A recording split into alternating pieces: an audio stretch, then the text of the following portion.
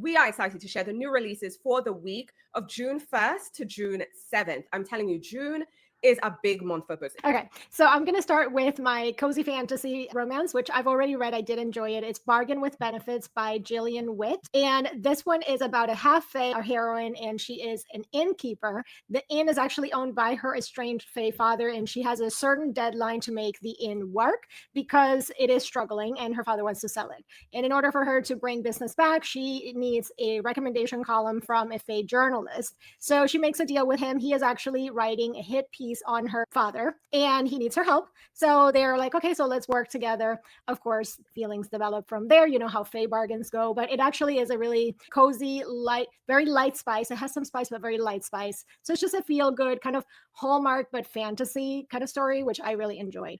The second book is Worth Fighting For by Jessie Q. Sutanto. This is contemporary romance, and this is a modern retelling of Mulan, but if Mulan was in the finance world, which I think sounds really fun. So basically, our heroine, she has been groomed to work in her father's hedge fund, and her father falls ill right before a very high stakes merger with a whiskey making family. So she has to go in and masquerade as her father. And the catch is that the family, she has to basically pretend to be this middle-aged finance CEO, and they are doing a week-long retreat on their ranch. So riding horses and cattle wrangling and axe throwing, and she's, what the hell am I doing? So it sounds really fun, lots of humor. And Mulan balancing spreadsheets and saddles, it just sounds wild and really excited for it.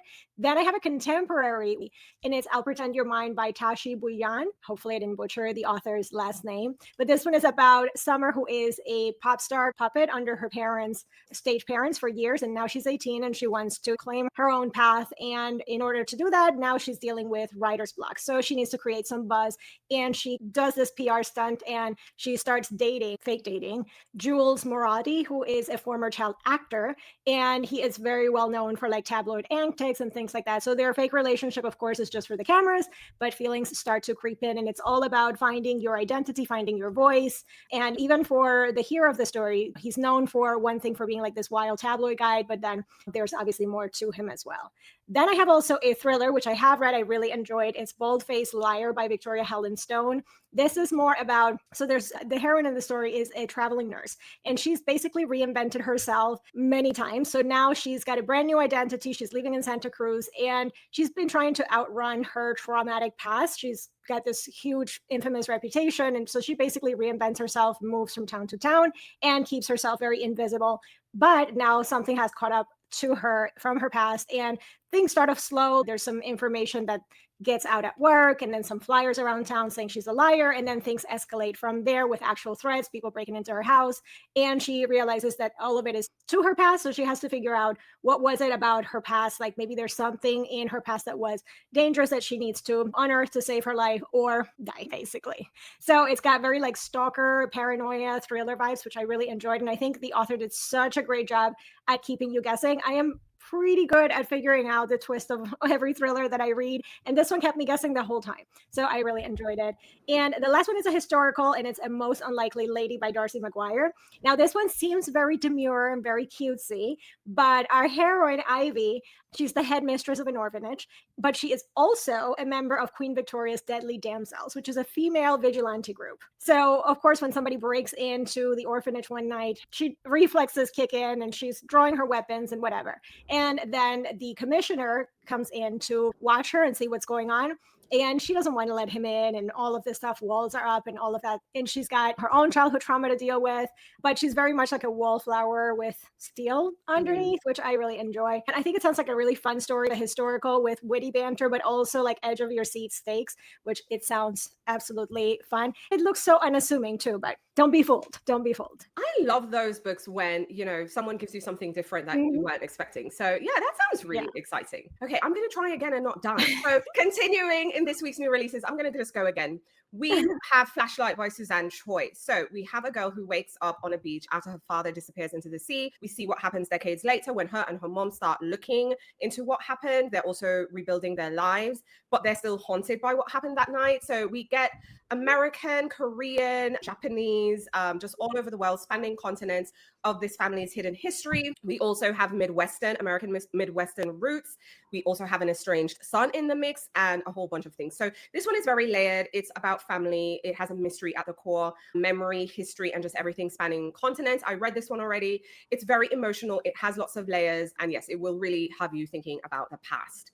Then we have Catfight by Kit Conway. So we have 3 London suburban women, and there are rumors that there is a panther on the loose. So they decided, hey, we are going to use this to our advantage to serve our own purpose. One decides that, hey, I'm going to revive my eco brand. Okay. Another one is saying maybe I can use this to also promote a home remodel. And the other one is saying, I want to protect my daughter as it relates to wildlife and all kinds of things. So we're seeing paw prints show up, carcasses show up. And there's a real question of whether it's actually an actual panther and a predator, or is it a human doing some crazy thing? So it's suburban scandal, dark humor. It's very gossipy. I had fun with the scheming of it all, but it's an okay book. But I love the scheming and the behind the scenes. Now, a book I'm really excited to read because I haven't read this one yet is The Friendship Fling by Georgia Stone. So in this one, we have our main character. She's a London barista, and she agrees to be this other guy's friend for the summer. So he can tick off his London bucket list. He has lots of things he wants to do. So from roaming rooftops, they go to museums, they go to bars. They insist, of course, that it's strictly platonic, but of course, feelings come to the surface. It's very sweet, it's very rom-com-y, and we're told to expect lots of chemistry. I'm excited to read this because I'm like, you know what? I'm not going to London this year, so I will enjoy touring it through this book. We also have a thriller with Kimberly Bell. I feel Kimberly Bell is a summer fixture. This one is called The Expat Affair. We have our main character who moves to Amsterdam after a messy divorce, and she wakes up to her ex-partner's body. Okay, so something happened. She doesn't know what's going on. Diamonds are also missing as well. There's also an ex-wife involved who is very cutthroat, who is very involved in the diamond business. And of course, they're trying to find the killer and also recover the gems. So this is a very European setting, the book. There's lots of betrayal, there's intrigue, high stakes. This one will have you on the edge. And Amsterdam, again, you're going to do some armchair traveling in this one. So, you know, if you want some Amsterdam traveling, that one will deliver. And the last one I want to share with you is Cosmic Love at the Multiverse Salon by Annie Mayer. Now, this one is about a salon owner who connects with this other person who is missing in another timeline. So in a whole other timeline, this person's a missing person, and then they come together and they become friends, and their other friends decide to chase a mystery, which I'm not going to spoil, across different parallel universes. They're also trying to rewrite the past to save or other main character Meryl from going missing, because remember, she's missing in this alternate universe. It's genre bending. There is a romance involved, multiverse settings. There's lots of friendship at the core of this one. There's also humor and just the different choices we make and how it can alternate across different realities. So yeah, that's my last new release. I'm telling you all, June has a lot of new releases. It really is a challenge kind of narrowing them down. But yeah, it really is. It really is.